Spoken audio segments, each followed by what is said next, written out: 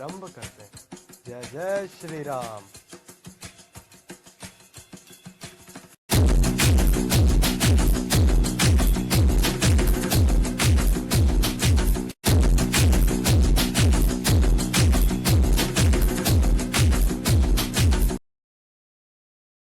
हिंदवी स्वराज शेर और हाथी जैसे महान शमशीर योद्धा के बलबूते पर खड़ा रहा था।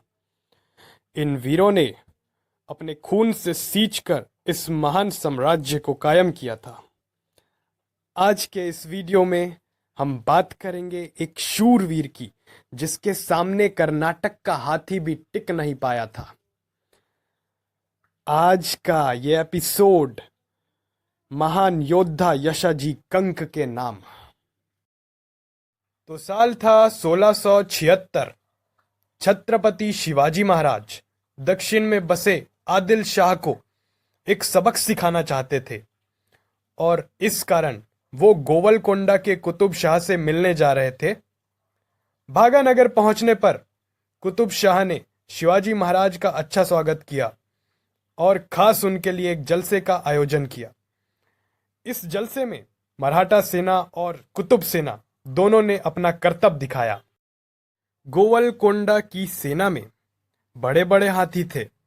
इसके विपरीत मराठा सेना फुर्ती और तेजी के साथ दुर्गम इलाकों में युद्ध लड़ा करती थी और हाथी जैसे जानवर सेना को काफी धीमा कर देते थे, इसलिए मराठा सेना में कोई हाथी न था।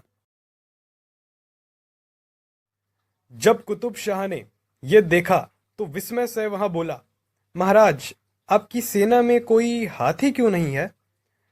तब शिवाजी महाराज ने मुस्कुराते हुए बोला, शाह, यकीनन मेरी फौज में हाथी तो नहीं है, मगर हाथी जैसी ताकत रखने वाले योद्धा हैं। कुतुब शाह भी हार मानने वाला नहीं था। वह झट से बोला, तो मेरे हाथी और आपके हाथी जैसे योद्धा के बीच एक मुकाबला हो ही जाए। छत्रपति शिवाजी महाराज ने हंसकर अपने सैनिकों की तरफ देखा।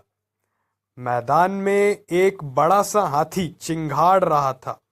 उस हाथी के सामने एक कसी हुई कदकाठी का 7 फुट ऊंचा योद्धा तलवार लेकर खड़ा था।